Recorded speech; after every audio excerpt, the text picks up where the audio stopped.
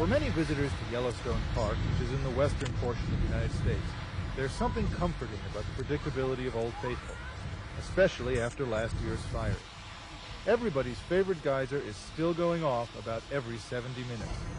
And the historic Old Faithful Inn is also still standing, despite a very close call.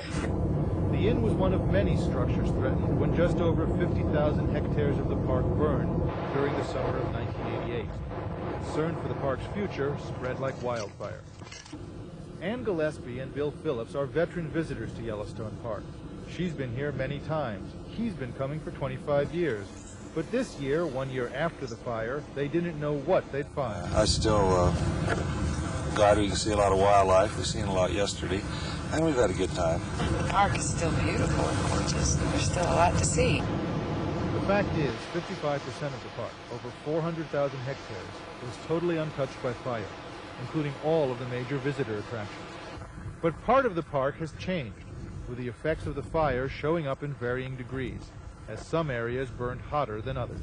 This is, to most people, looks as bad as it's going to get.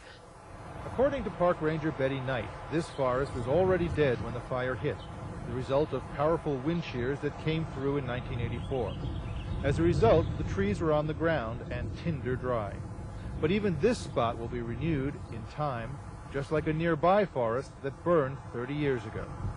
It reseeded itself, and now 30 years later, you have a new young-growth forest that didn't burn last summer. It burned all the way around, but it was more fireproof than the older forests. The same process is now underway in the areas burned by last year's fires. Already, grasses and wildflowers are growing. Next year, there'll be even more of them. In other